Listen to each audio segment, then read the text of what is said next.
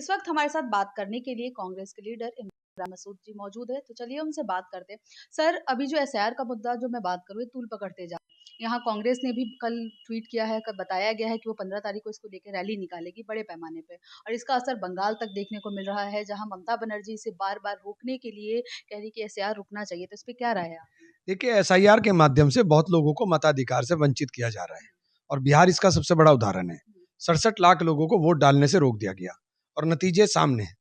तो अगर आप इसी तरह से लोकतंत्र को चलाना है तो ये तो चुराया हुआ लोकतंत्र हो गया। आप लोगों को वोट नहीं डालने दोगे, आप दलितों को और मुसलमानों को फोकस करके टारगेट करके वोट से रोक दोगे, तो ये तो पूरी तरीके से लोकतंत्र को तहस नहस कर देगा। सर, लेकिन जो एसआईआर जब से शुरू हुआ है बंगाल में, से मैं बात करूँ, कितने घुसपैठिए भी जा रहे हैं, जो डेली इस पे खबरें आ रही है, तो इस पे क्या? पहले हमें बताएं कि वो घुसपैठी हैं कहाँ। अब बीएसएफ का एक बयान पढ़ रहा था कि 150 लोग रोज पार जा रहे हैं। अगर 150 लोग पार जा रहे हैं तो तुम क्या कर रहे हो? क्यों गिरफ्तार नहीं किया उनको? क्यों गिरफ्तार करके डिटेंशन कैंप में डाला और बता लोगों के सामने ला करके आप दिखाते हो? तो ये जो बातें हो रही हैं, ये गलत नैरेटिव है। ये बिल्कुल गलत नैरेटिव है। अगर घुसपैठिए हैं तो घुसपैठिया हैं तो पकड़िए। आप पकड़ नहीं रहे, आप वोट लोगों के वोट काट दोगे और कह रहे हो कि इससे नागरिकता का कोई लेना देना नहीं। तो तमाशा क्या करना चाहते हैं आप?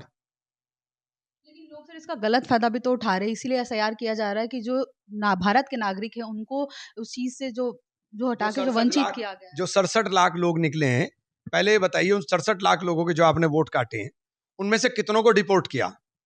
बताइए आप। अगर वो भारत के नागरिक नहीं है तो निकालिए उनको बाहर। बताइए वो 67 लाख लोग कौन है? तो सर इस चीज को लेके कांग्रेस आगे और क्या करेगी? अब क्या प्लान है? अभी हमारी 14 तारीख को रैली है, देखिए करते हैं जो भी होगा। सुप्रीम कोर्ट में भी बार बार कर रहे हैं, कोशिश कर रहे हैं।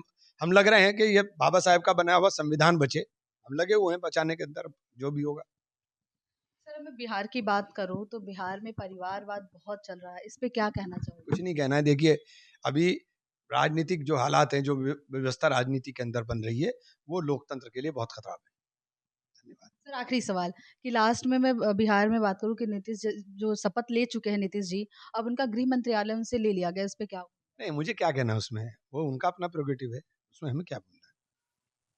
तो जैसा कि आपने सुना, ये है दिल्ली से स्पेशल रिपोर्ट राष्ट्र टीवी के लिए, मैं रिया पांडे।